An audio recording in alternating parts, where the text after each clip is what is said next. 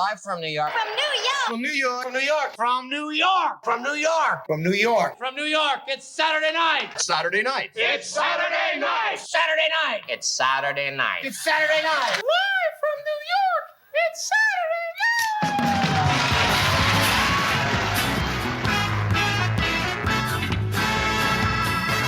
Hello and welcome to the Not Ready for Primetime Project. We're Gary Seath and Brad Robinson. And you're not. This week on the early years of SNL, we are finishing up season 4. Thank God. It's our season 4 recap show, Brad. Indeed. I'll tell you, this was a long season. And I don't mean that just for us. Getting through. Well, I do say just for us. It's our own fault. Well, yes. I would say, though, separate from us adding a ridiculous amount of content over the last 6 months. If we had a stat guy, I would ask how many shows that were not called the early years versus shows were the early years did we do? Because it's got to, anyway. Oh, that's a lot. But even so, I feel like this season, in and of itself, those 20 episodes of SNL were kind of a lot to get through. It was a trip. I agree. It was a trip. It was, I think, from these first 4 seasons that we've watched, the most uneven season of the 4. I'll give you that. I was even going to say, and this is a harsh word, difficult. And I don't mean it in a bad way, but I think because of what you said, highs and lows and expectations, and it was just because it is season 4, right, and not say season 2. It was kind of a harder watch at times. You and I have talked a lot about expectations that we have coming into seasons and how season 3 was kind of difficult in that regard too, in that we had this sense of season 3, everything's going to be humming all the time and it's going to be a well-oiled machine, right? And the start was slow, right? Right. And I think we fell into the same trap in season 4 because we kind of thought, well, season 3 took a while to ramp up and they're a year older and more into it. So surely this will just get right into it. And it did not. But it's still very good. I mean, let's be honest. It is still a very good season of the show. Well, I think that's my problem with this season. I mean, we can get into it. I think there are very low lows. Yes. And maybe not the higher highs, but I think there is a much bigger, thicker, middle, very good chunk of this season. I think there's 3, maybe 4 horrible episodes. Yeah. Couple and then, a couple but I think more than half are very good, if not very, good and very good. Like whole episodes? Yeah. Oh, I disagree with you. I think there are maybe 5 episodes that I mean, my top 5 were kind of far and away above everything else, in my opinion. I agree. But I think there's a meaty middle section after that are all decent. Yeah. I think that middle section has high highs in sketches or musical performances or both or whatever, but there were very few shows that were consistent throughout. Okay. You don't think you disagree? That's fine. That's good. No, I did. Yeah, I think I did. I look overall, I enjoyed it. And I think that middle section, there's very good. I enjoy those episodes. I think overall, looking back, and even surprisingly, possibly enjoyed more than I thought I did. Yeah. This season was also different because there were some absences. People. John and Dan were doing other things at this time. Good point. During the season. Yeah. So John missed some shows. John missed a lot of weeks leading up to shows where he was maybe there for the live show, but then not really a part of it. He was in maybe 1 or 2 sketches at those times. So it was a weird season in that regard too, I think. Yeah, that's a good point. It strayed from what had become the normal for them, which was, getting into that routine. And now it's a little different because people are out doing different things and stars are rising, as it were. Mm-hmm. And Steven Spielberg's finally getting to work with the cast so he doesn't just show up on Saturday nights. Who you have on your bingo card that Gary would complain about? Steven Spielberg or Paul Simon? I went with Paul Simon, so I lost. Yeah. It wasn't a heavily influenced Paul Simon season. Was he touring during this point? Why was he not around? Maybe. I don't know. A hell of a season. Couldn't have done it alone, we got to say. Yes. So we should take a moment to say thank you to a few people. We had a few new faces on the show this season we want to give a shout out to. Daniel DeVissé, who joined us somewhat new. He joined us for the Blues Brothers last year, but he did a proper episode this year. So thanks to Daniel for joining us. Bill Kenny, we finally got on. Bill Kenny.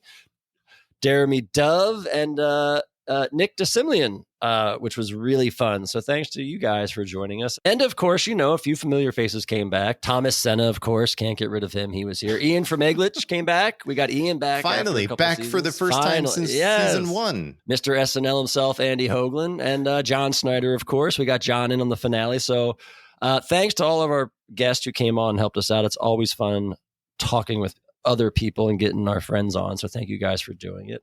And last but not least, thank you for everybody for listening. Yeah. As we said, we put out a shit ton of content this season. Thank you for bearing with us and listening to it all and enjoying it all and talking to us about it. I didn't do it a lot this season. I'll do it now. Please take a minute, pause, and rate and review. I mean, you don't have to pause. Let us know. Most of you can do more than one thing at a time. So I don't know if I think a lot of people have problems figuring out how to play this podcast. You want them to do 2 things at once? Look, all 7 people that have managed to listen to this podcast so far, they can open another tab on their phone. And I was going to say they should open another email account and leave another review to help us drive up the numbers. But no, thank you to that. And then, of course, we had great people that we got to talk to at the My SNL Stories this season. Gary Kroger, Marilyn Suzanne Miller, Rosie Schuster, Kevin Kelton, Mitchell Lawrence, all those guys. We had a lot of fun this season. So thank you, everybody, for not only listening to the early years, but everything we threw at you this season. Yeah, it was a lot of stuff, but it was fun. It was a lot of fun. We had a lot of fun. We had a lot of fun talking about the show, talking about the history of the show, talking about things like Bob and Ray, Jane, Lorraine, and Gilda. There was a lot to talk about that happened during this time. So it was a lot of fun. Thank you for listening. Go rate and review. Should we just talk about this season now in specifics? Let's do a wonderful idea. All right. Let's start off with the best impression from season 4. Again, this is like the first time this impression was introduced. That was introduced, right? Okay. I'm going to say, I think Fred Silverman is probably the best impression we got this season. What's up, John? It's not even an impression. Was I not going to answer? It is John in a suit. There's no impression. Are you telling me he doesn't wear a suit? That's what he does. He's in. Come on. Well, then you'll really love this because you want to know what my number 2 was? And go on. Elizabeth Taylor. Oh my God. Really? Oh. It's on the list. It's on the list. I knew it wouldn't make yours. Why would it make anyone's? That was wow. All right. Well, the Fred Silverman one I'm just confused about because I don't really see it as an impression. I think it's a good one. He does it many times. How is it not an impression? It's a real life person he's doing. I guess, but I don't know. I think of an impression as you're mimicking the person, their voice, their something, their mannerisms, whatever, not just John in a suit as a vehicle to say live from New York. Fine. Who do you pick then? Well, this is interesting because my overall best impression was the entire cast from from the Mommy Dearest sketch. Oh, really? Yeah. I mean, Lorraine's Katharine Hepburn is amazing. But we saw a bunch of those before. That's the thing. We had seen No. I mean, we had seen Jane's Joan Crawford, but we hadn't seen Dan's Clark Gable or Lorraine's Katharine Hepburn or Bill's Cary Grant. Didn't we see Grant and Hepburn in the sex sketch with Hugh Hefner? Oh, we did. Sex in the Bed? I guess you're right. The Sex and Cinema sketch with the. Yeah. That's why I didn't count that one. Oh, well, that's disappointing. Scratch that off your list. Next. Yeah. My next one. My next one was Michael Palin's Adolf Hitler. It was on my list. That's a good one. Yeah. I also had Margaret Thatcher, actually, was another good one. Oh, that's a good one. Thatcher Yes. impression was, yeah. It was a good one. I felt like there weren't a whole lot of impressions this year either. Though. There ones. No, there weren't. No, exactly. There were not new ones. I had two other hosts that kind of made my list. Carrie Fisher doing Linda Blair. Oh, that was fun. Yeah. And Gary Busey doing Billy Carter. Yeah. That to me falls in the same as like the Fred Silverman camp. I guess he threw glasses on. Okay. But yeah, not as many impressions as we've had in past seasons. Okay, one that was high on my list, and I didn't say it because I thought you were going to say it. Dan's Julia Child? Oh, that's funny. Yeah. Or is that not an impression to you? I guess that. I mean, that one's more of an impression than the Fred Silverman is. Let me have it. Yeah, you can have that. That's fun. That's a good one. Thank you. That's a miss on my part. All right. Another good one, and then we should move on. But another really good one, of course, obviously, is Garrett as Pearl Bailey. Oh God. Oh, I should end this podcast now. All right, so let's move on. How about best recurring characters that were introduced this season? This is another one. Not many. This is tough, and I have a couple that are different. My top two would be St. Mickey's Knights of Columbus. Yeah, I had that on my list. I think it's a fun sketch, and I love the Elliot Gould outing of that. Yep, agreed. And the mall. Yep, I had that on my list. Those are my top two probably favorites of this year, of not many. No, there aren't many. I had my top was actually Dick Lanky. Really? I really like that character. He's good. We only see him twice, but so he recurs. He counts. Yeah. The other one that I wish that if Dan had come back for season 5, I'm pretty sure we would have gotten more Fred Garvin, and that would have been great. Probably. Yeah. I could see that. Yeah. I thought you were going to say Chico. I thought Chico showed up in season 3. No, he showed up at the St. Mickey's the first time in the Buck episode. Oh, that was the first time. Remember, he was the first Saint. Yeah, the first St. Mickey's was Chico was the guest speaker. Right. That's right. Yeah, that's a good one. And yeah, and number 3 on my list was Candy Slice. Yeah, I thought you were going to say Another Candy Slice. That was one that I had marked as what you were going to say. Oh yeah, but I think that goes to show, a lot of times I feel like we would nitpick or complain about recurring characters and going to the well, but it wasn't new stuff from this season. Exactly. It was old That's stuff. what I was going to say. Nerds, Olympia Cafe, Samurai, whatever. It's stuff that had been around. I noticed neither of us said the Widettes. I was just going to bring that up. Yeah. I was just trying to think of other recurring bits. It's like, oh, right, the Widettes. But yeah, they're right along the line of impressions. There were not a lot of new impressions this season, and not a lot of new recurring characters.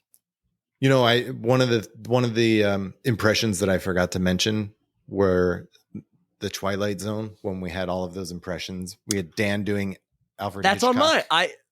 I had the Dan portion of doing Rod Serling, George Burns, Alfred Hitchcock. That trio was really good. Yeah, that was a lot of fun. Yeah, it was.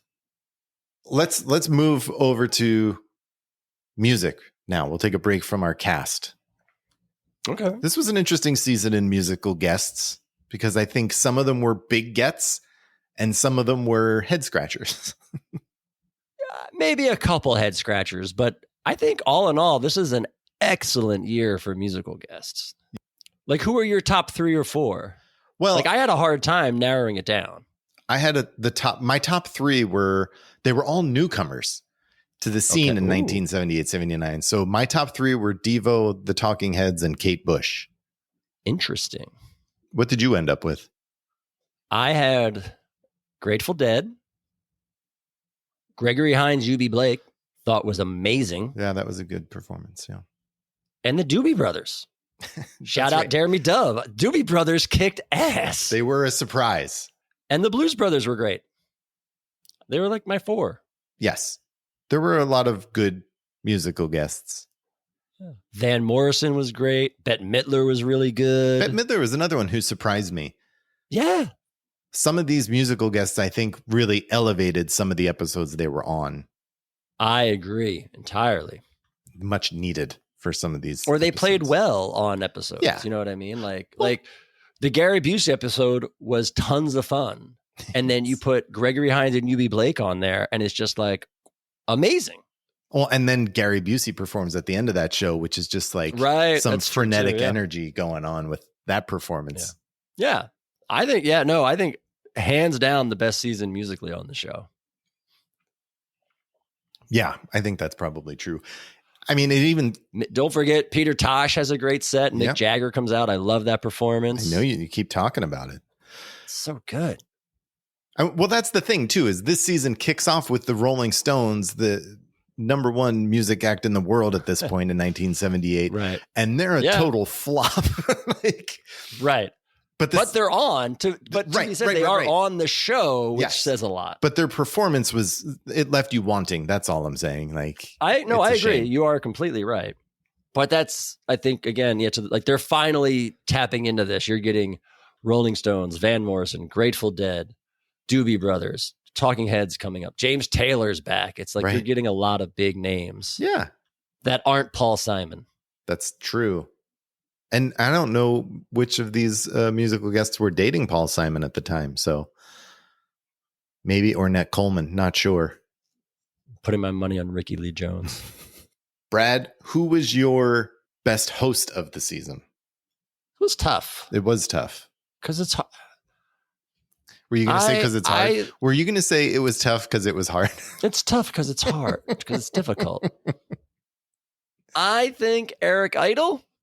Okay. That Eric Idle, it's hard for Idle to come on and not be good as a host and take the duties over and be a great host. Yeah. I liked him. I liked Elliot Gould, and I thought Buck was solid on both. Yep. I really enjoyed my one standout performance from a host, and it's because I felt like she didn't have as much to do as I think she could have done in her episode, was Margot Kidder in Men's Problems. Yeah. In that one sketch where she's mimicking Gary Busey from his role the week before in Women's Problems. She was outstanding. She's great in that whole episode. She's great in Fred Garvin. She's really great in the Lois Lane sketch. She has a fun monologue. Yep. And then the sketch you just talked about. Yeah, she's so in the restaurant sketch. There's not much for her to do in that sketch. But no, I think you're right. All in all, she does a really good job. My other host, who it surprised me in reflection, was Richard Benjamin, because he showed up wanting to play and wanting to do things and was seemingly up for whatever. And I feel like he delivered. He did. It hurts him that he was in so few sketches. That's the problem. Well, I mean, Petsby Syndrome is an amazing sketch, but it's he was just in so little. Well, that's because that sketch took up almost half the show. Fred Willard was really good. Fred Willard, of course, yes. Understated, but really good. You were talking about surprising hosts. Fred Willard was surprisingly good. Kate Jackson's another one that I think when she was given, she was not given a lot at all. She's another one. But when she was good. And then on the flip side, it's unfortunate surprises. People who let you down was the Michael Palin #2. Yeah. Was a bummer. And that's another one where he just wasn't in anything hardly. Right. Milton Berle, which... Yeah, it could have been better. Yeah, it's not terribly surprising, but yeah, it definitely could have been. You were expecting it to be better than it turned out to be. Well, and that's like Zappa. You wanted the Frank Zappa episode. It's you think this is going to be great. Frank Zappa and SNL, it's going to be an awesome marriage, and it just tanked. Yeah. Carrie Fisher was good. Carrie Fisher was episode was pretty good. She was really good. She had a lot of fun. And let's not forget that Cicely Tyson did call out the show for putting Garrett in drag. So she earns a special place in my heart. All right, Brad. Should we talk about our top episodes? Let's talk about our top episodes of the season while we're talking about hosts. Okay. What have you got? What was your your number one episode of the season? Eric Idle, Kate Bush. All right. That was my number 2. That was okay. Yeah. it was Eric Idle does his Eric Idle thing, takes over the episode. It's really good. Great musical guest involved. Yeah. I think just top to bottom was a great episode. Great sketch. Great. And still Kate Bush's only U.S. performance, according to our friend Thomas Senna. And I believe that's him. true. Yeah. My number one was Elliot Gould and Peter Tosh. That was my number 2. Elliot Gould, I think, really, he came back with a vengeance this time. So this was his 3rd time hosting the show. Mm-hmm. And he was all in again and did everything. He got the Christmas episode. He did. He got the only good Wydette sketch, I feel like. I actually did like that one. I thought he was good in that. Yeah. Mommy Dearest, like you said. The Christmas tree. He was selling Christmas trees. And then they had Bob and Ray. Bob and Ray's Yes. on that episode. Yeah. And that St. Mickey's sketch, which is one of my all-time favorite sketches. The St. Mickey's sketch is great. Right. Yeah, no, it was tough between that and Eric Idle, which we should say back to back. That's right. Back-to-back weeks Yeah. they came out in December. That's a good way to go into Christmas break. Yeah. The Eric Idle episode opened up with Telepsychic for the first time. Yep. And then he had the great sketch he did where he played Prince Charles Yes. with the woman he loved. In rural Mississippi, or I forget. Yeah. Yeah.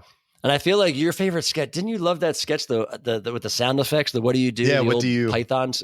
Yeah. Yeah, it's all like sound effects that he was the host. Like, that's really good. Candy Slice, that's where we first saw Candy Slice, right? Yes. First Candy Slice I sketch. believe so.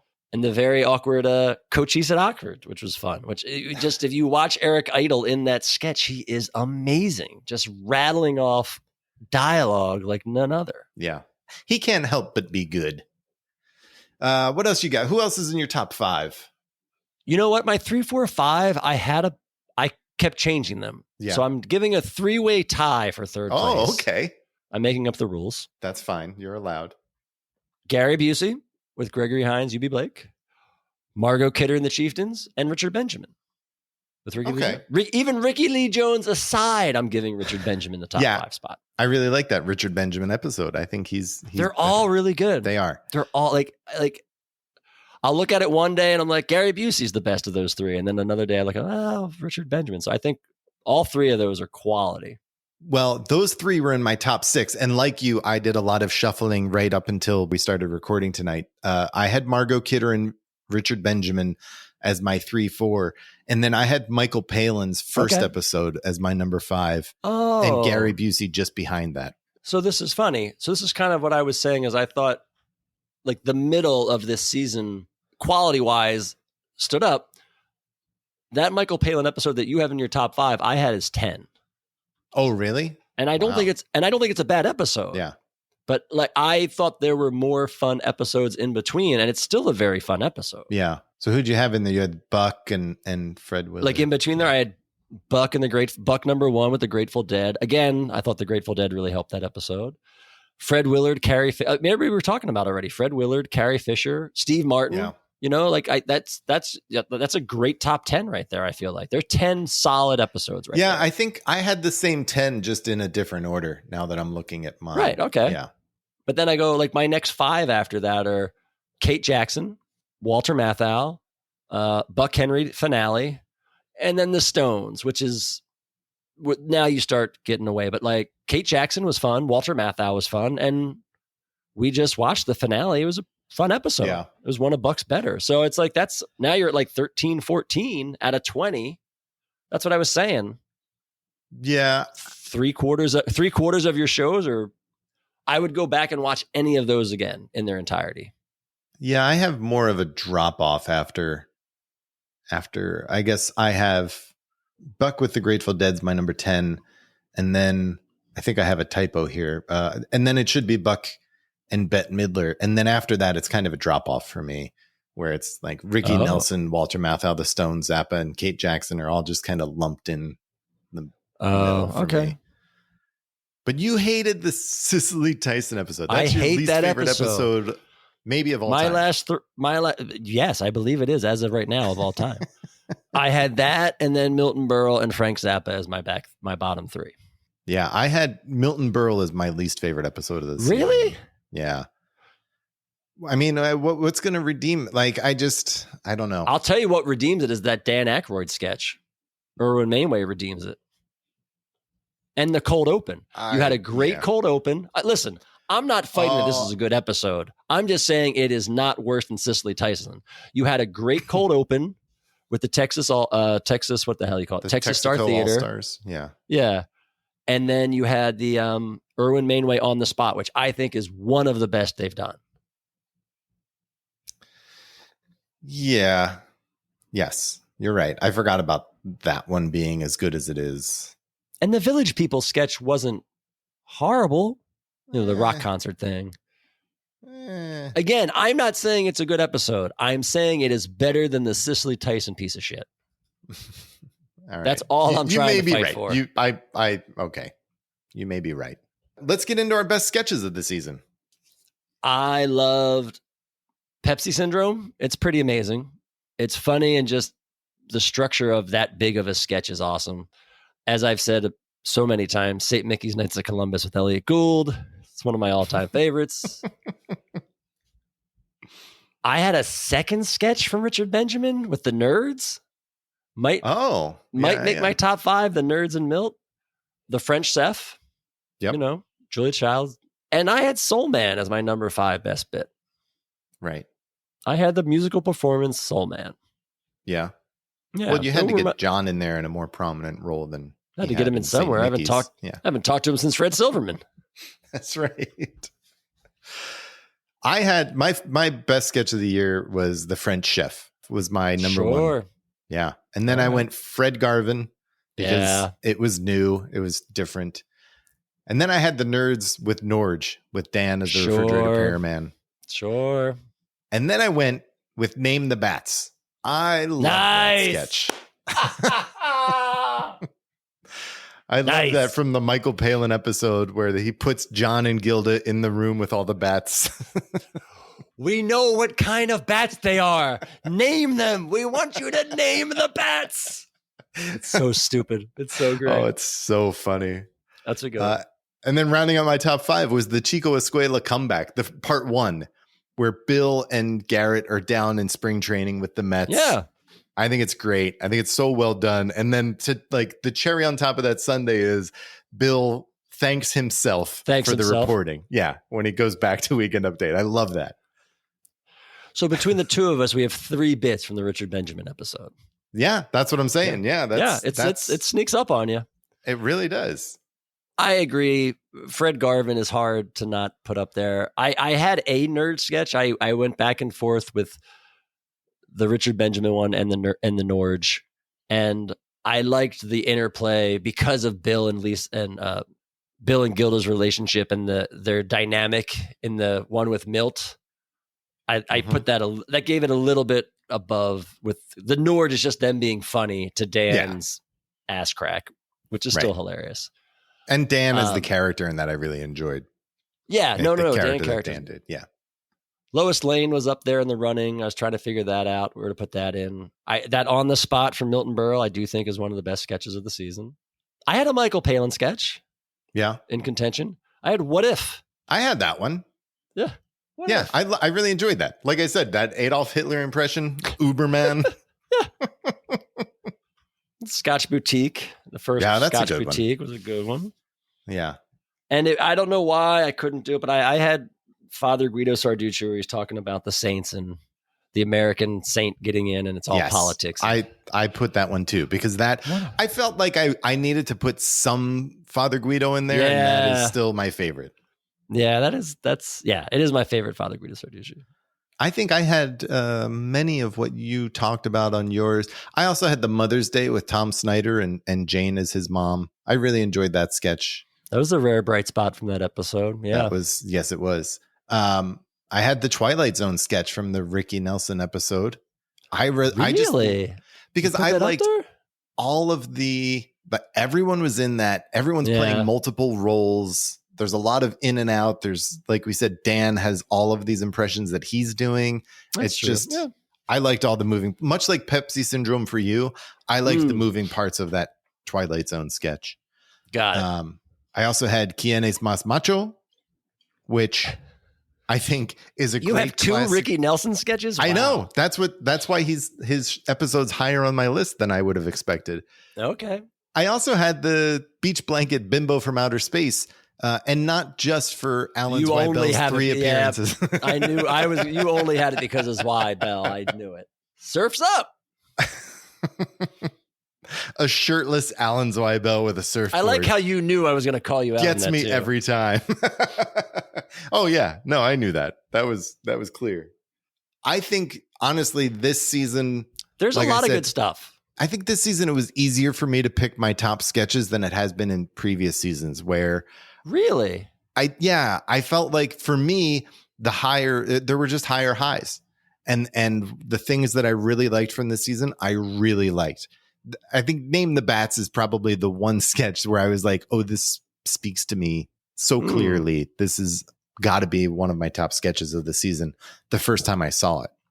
I think this is one of the first. I don't remember another season where I probably could have put any of those 10 I had in my 5. I feel like normally I've been able to get a solid 3 or 4 and maybe argue about one I wanted to add. But at any point, I could have had a completely different top 5 and been happy with it. Like, and could have fought for him. I feel like I thought you got quality stuff this season at times. Yeah.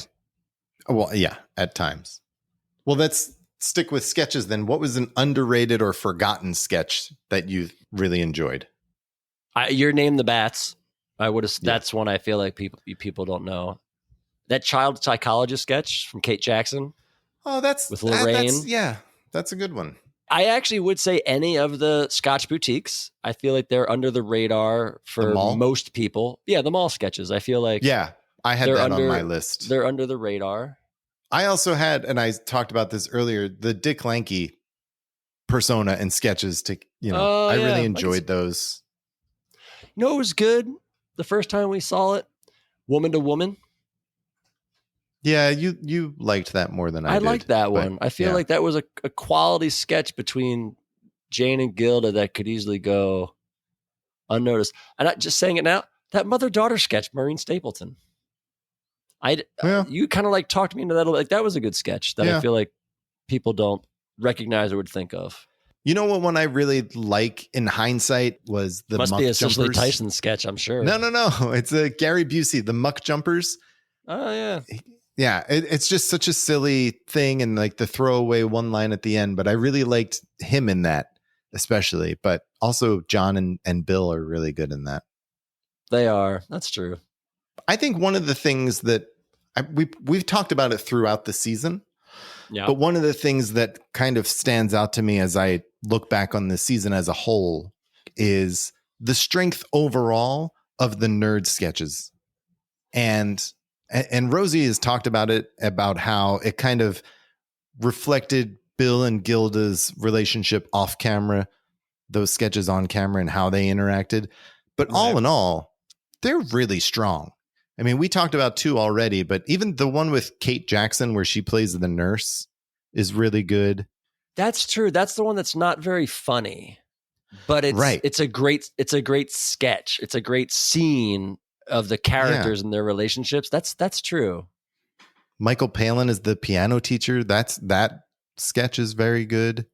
It's a consistent sketch. Like it's of the recurring sketches, it may be the most consistent for me of showing up, and while it advances the story, it does so in different ways and brings in different characters that sometimes works, sometimes doesn't work great. Yeah. But Gilda and Bill and Jane as those mainstays of those sketches are always so solid. The Steve Martin nerds wasn't bad either this season. Right. Where we got to see his character come back again. And that was yes, in the hospital, right? That was it was it was a hospital sketch. Yeah, that was you're right. Nerds this season was fun to see. Well, Gary, let me ask you a question then. We've got through this whole season. What did you like the most out of the whole season? Does anything stick out to you the most? I think what stuck out to me the most was Bill's usage and Bill's consistency. We've seen him become more and more prominent a cast member as his time has lengthened on the show. But I feel like he really came into his own this season, and they just let him roll with it. They gave him some sketches, like he had the whole cold open where he was Honker in the bleachers, and like they let him just run with that. And you see more and more of that just trust in Bill, which I think allows them to let go of John at the end of the season and feel like that's okay. We've got someone. Of course, they didn't know that Dan was also leaving. They thought they had two. Yeah. But I hear what you're saying. But Bill really, I think Bill really shined throughout the season. So would you give Bill your most valuable performer? No. Okay. But I liked the way that Bill grew. I see what season. you're saying. The growth of Bill and the trust in Bill is what I really enjoyed most. Yeah, and I think some of that may have had to do with getting him on Update. You know what I mean? Like you gave him that spot, and so maybe that's helping the confidence or whatever because he knows he's at least getting that screen time, and so maybe it's that thing where you're not fighting as hard for other stuff because you have that, and then the other stuff comes more natural to you. Like it's easier to find the good stuff. Does that make any sense? It does, and I think part of that too is the progression we see in him at the update desk, where he starts the season as Stargazer Bill, he's and so then much quickly, better, Dan. Yeah, drops that persona, and then he's just Bill Murray. And sometimes he brings up the Stargazer persona, but he doesn't lean on that crutch any longer. It's a good point. Yeah, I hear you. Yeah. All right. Yeah. So is your most valuable Dan then? Yes. Yeah. My most valuable. So my top 4 MVPs. Wow. I still have Dan as my most valuable performer. Everyone gets a ribbon. No, not everyone. I just, win, place, show, and then number 4. Dan, I went back and looked, and all of, not all of, but many of my top sketches were Dan centric. And Same thing. Dan got my MVP. Bill was second, and then Gilda, and then Jane. Okay.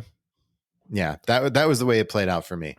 It's so funny. My knee jerk was Bill. I was like, oh, Bill. I think because I had the same kind of thought you did of Bill and seeing him more. But then I went back and I was looking at the sketches I liked the most, the impressions I liked the most, and it was all Dan's stuff. And I think I was wanting to say Bill because I knew Dan was, again, kind of checked out this season a little bit from time to time and wasn't always there and stepped back from Update. I knew he wasn't writing as much. But then when I look at the stuff that I liked the most, it was much more Dan. Yeah. And so I did the same. I went with Dan, but Bill was a very close second for me. Yeah, I agree. You and Andy Hoagland set that nugget in my brain of like, no, Bill's the most valuable. And then I went back and looked at stuff and I was like, no, they're wrong. Yeah. Oh, Andy Hoagland. The legendary Andy Hoagland. That's what it was.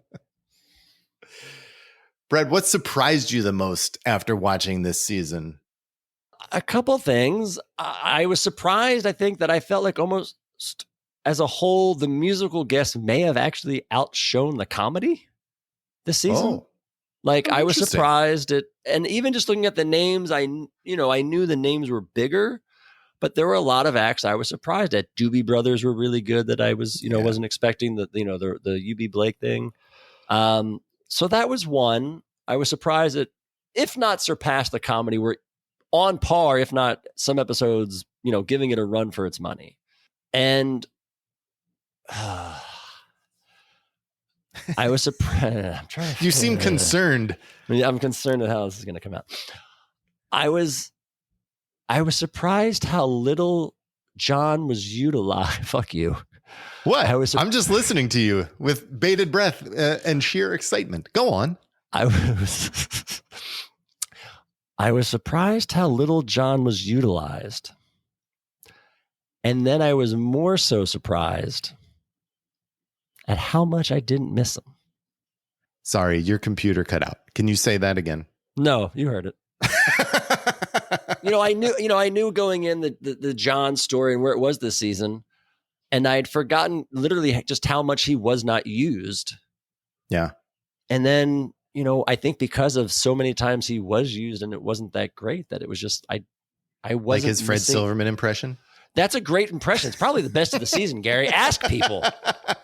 They'll tell you. Write in and let us know, everybody. Yes. I know, but I was genuinely surprised at how much I didn't miss John. Interesting. It'll be interesting if that's still a surprise in season 5. I was also surprised at how bad the show could be at this point.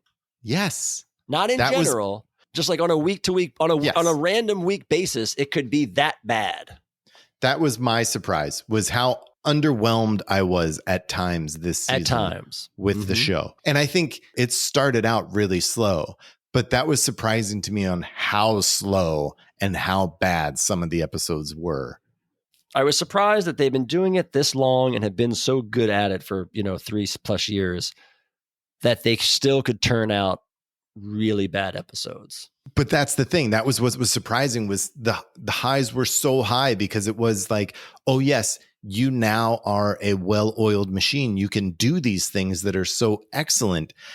And then you can just mail it in on some things where it's like, did anyone give a shit about this at any point in the process? And that whole midwife sketch in the Cicely Tyson episode is a great example of that, where it's like, what are we doing? Why?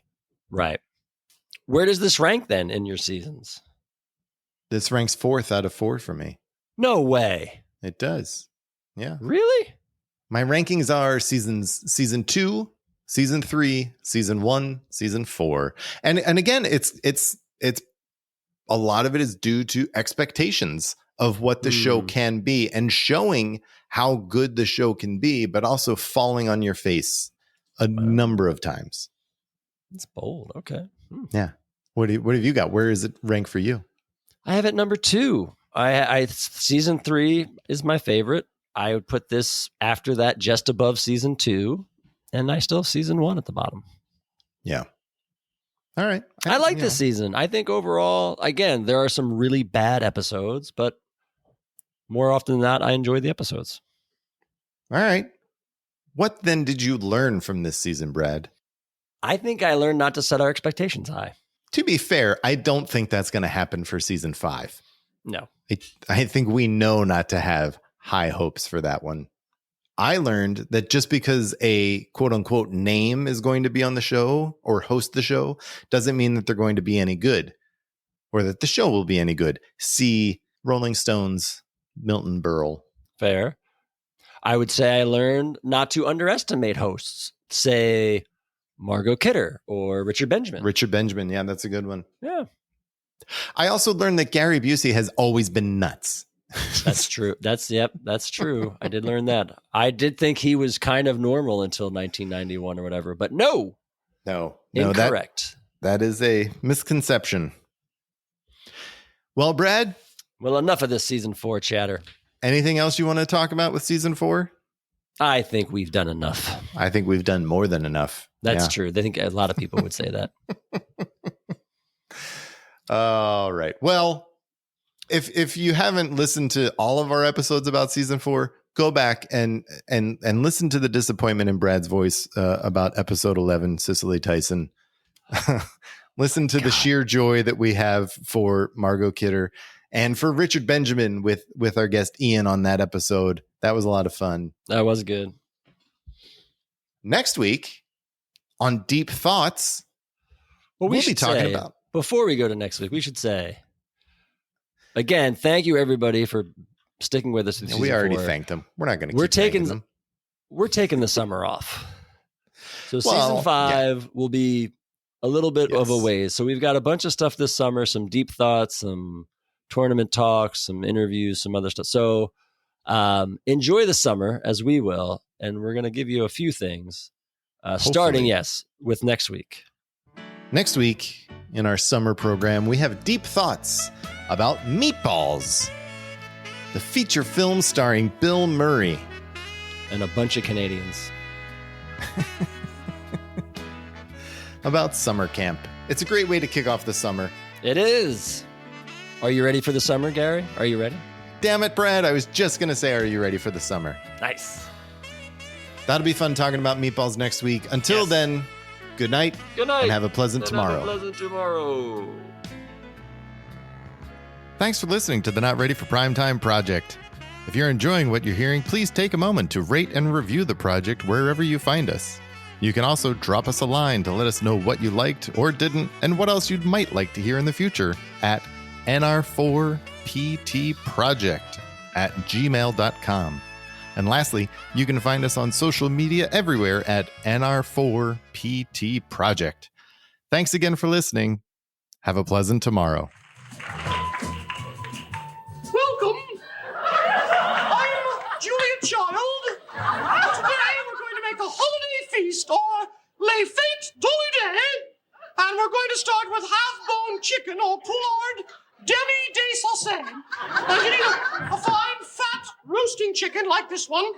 And first, remove the giblets, and you really should save the giblets. They make a fine stock for soup, or you can save the liver and fry it up with some onions for a little snack, or if you have a number of livers, you can make a lovely liver pate, or perhaps a delicious liverwurst, which you can spread on a cracker, a Ritz cracker, a saltine, or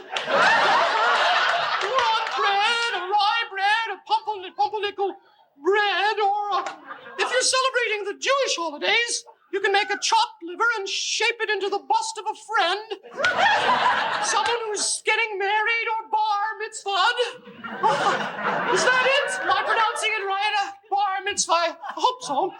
Or if you have a pet, a cat or a dog, they love liver, save the liver. Don't throw it away. I hope I've made my point.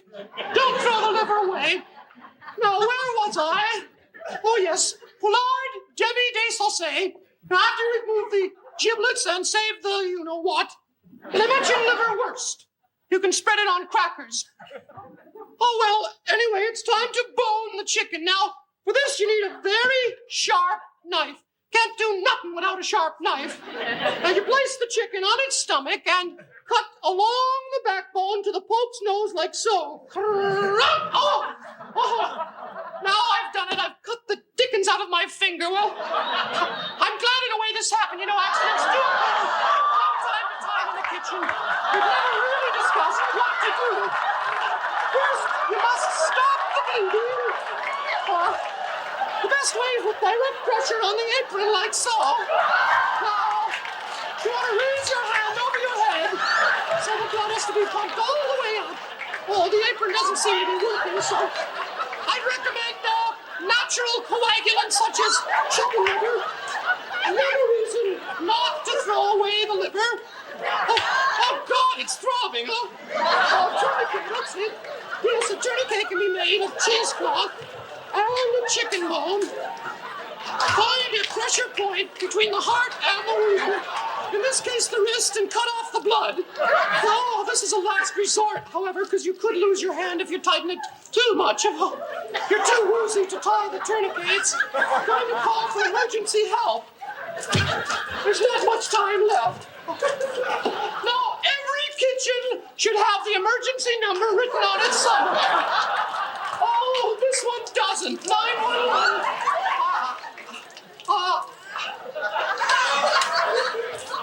This phone is a prop. It doesn't work. Oh, that's a shame because I'm remembering a time when I was a little girl and I had a dog named Amber. I used to give him liver, and my mother gave me a doll. Why are you all spinning? Well, I think I'm going to go to sleep now. Bon appetit.